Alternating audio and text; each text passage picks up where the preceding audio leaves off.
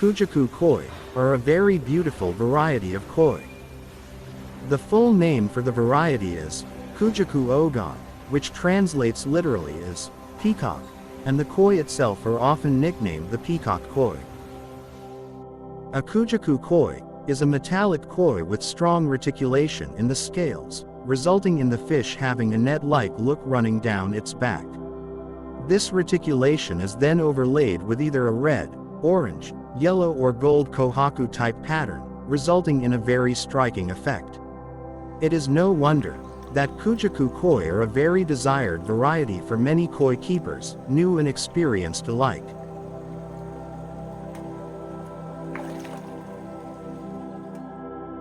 The Kujaku koi is a relatively recent variety of koi that was originally bred in the 1960s by Nishi Hirasawa of Hiranishi Fish Farms in Japan. The variety was first created by breeding a hariwake koi, a two-colored koi with platinum and either metallic yellow, gold or orange coloration, with a shisui koi, a doitsu, or scaleless, koi with a blue-gray base color and red coloration on the sides and fins. Shortly after it was first bred, the Kujaku koi variety quickly made its way into the public eye, through shows and competitions.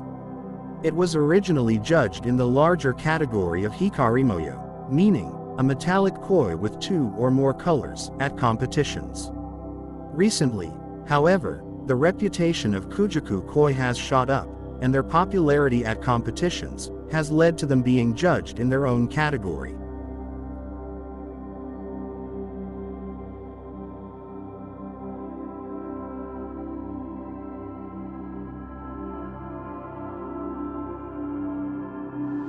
While Tancho Kujaku are just like regular Kujaku, but they only have a pattern on their Marudan spot, the pattern on the head. Tancho Kujaku are a great find. If you see one, buy it. These do not come around very often.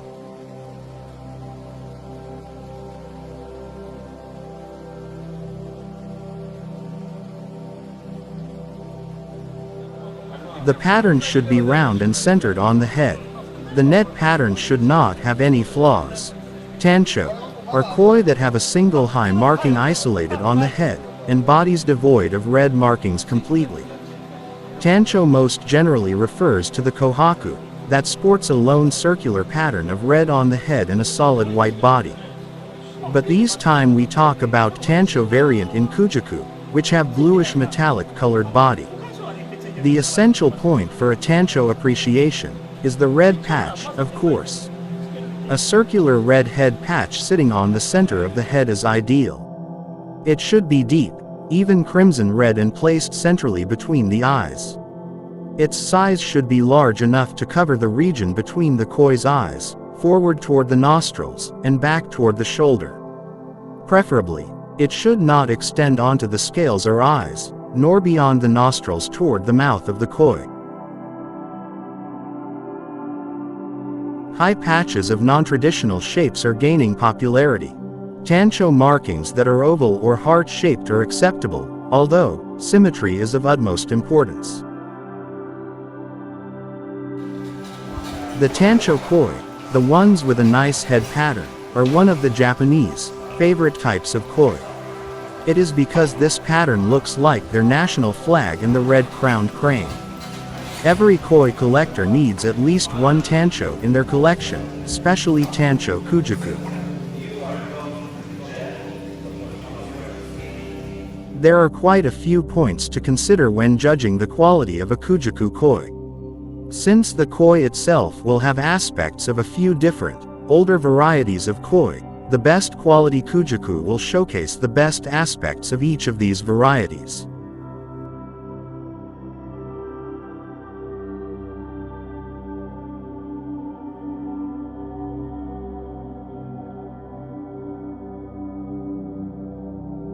The first point to consider is the sheen and luster of the skin of the koi. Since Kujaku is a metallic koi, it is important that the skin is not dull. If you have a bright and shiny Kujaku, it will stand out in your pond, and always be noticeable, whereas a poor sheen will not catch the eye at all. You may see that different kujaku have different areas of their body with the best sheen. One may have a beautiful and bright shimmer along the top of its back, while another may have a similar shimmer only behind its head. There is no rule here about what is best. The one you like the best is the best koi for you. The next thing to consider is the quality of the reticulation on the scales. This reticulation is what gives the kujaku koi the lovely net-like pattern along its back. Again, the thickness of the reticulation is entirely down to personal preference, as long as the reticulation is not overpowering the beautiful metallic scales.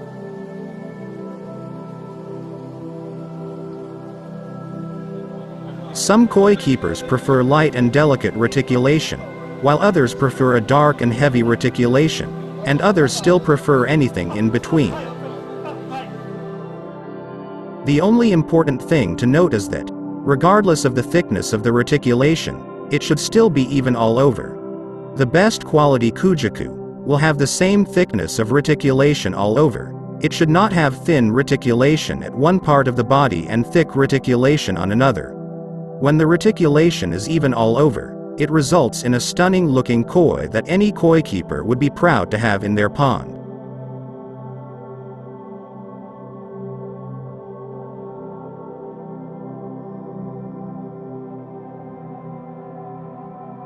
Finally, we can consider the quality of the colorations on the koi. A kujaku has a few colors to consider. Firstly, we can consider the base color. In a kujaku, this is shiroji, or white, and should be a beautiful clear snow-white color. A clean white ground contrasting with a bright high coloration can result in a beautiful and stunning koi fish.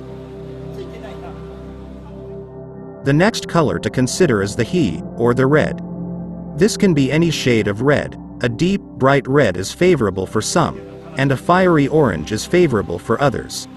The important thing is that the color is even with a consistent shade through the fish and that the kiwa, the edges, are strong and clear.